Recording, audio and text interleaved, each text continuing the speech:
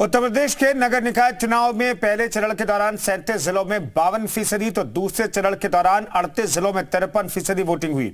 Voting तो कम हुई, लेकिन निकाय का नया समीकरण क्या कहता है? पिछले चुनावों से इस बार का चुनाव कितना अलग रहा, देखिए।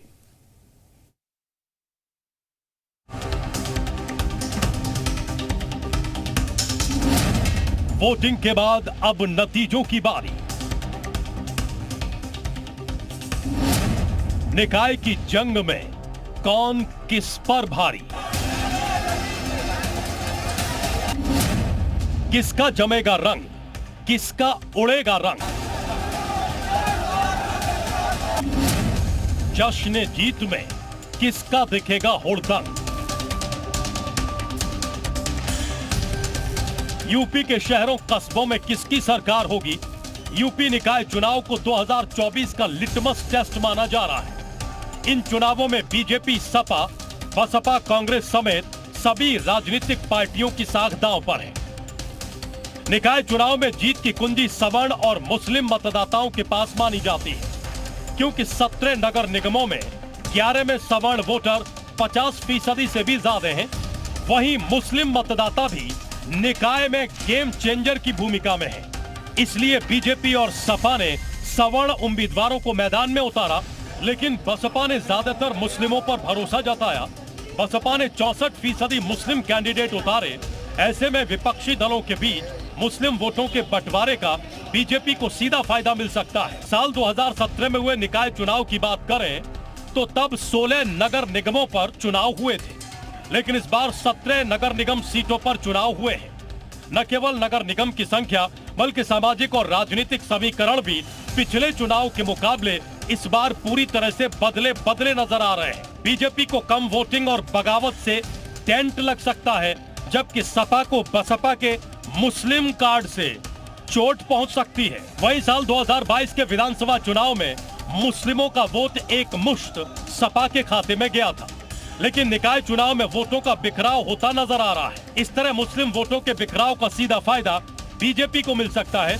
मुरादाबाद नगर निगम सीट पर कांग्रेस और बीजेपी के बीच सीधी टक्कर है, लेकिन सपा और बसपा भी मुस्लिम वोटों के सहारे मैदान में है।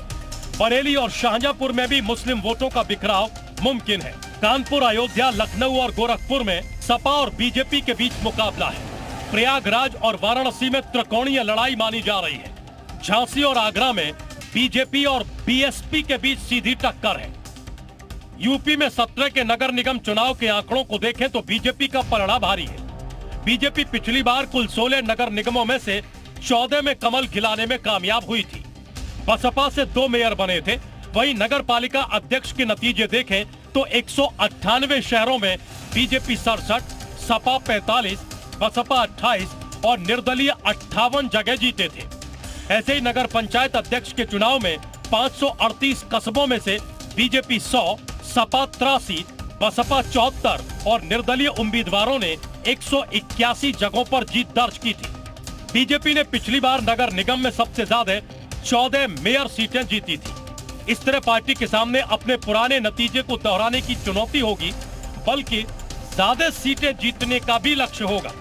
लेकिन बाकी तीनों पार्टियां जरूर अपनी साख को बचाना चाहेंगी, ताकि 24 की जंग में बीजेपी का जोरदार मुकाबला किया जा सके। ब्यूरो रिपोर्ट, जी मीडिया। तो निकाय चुनाव के मुद्दे क्या रहे ये भी आपको बताते हैं। अपराधियों के एनकाउंटर का मुद्दा भी छाया रहा। बीजेपी ने अपने हिसाब से चुनाव प्रचार किया और लोगों को वोट की अपील की, लोगों से वोट की अपील मुख्यमंत्री योगी आदित्यनाथ करते रहे।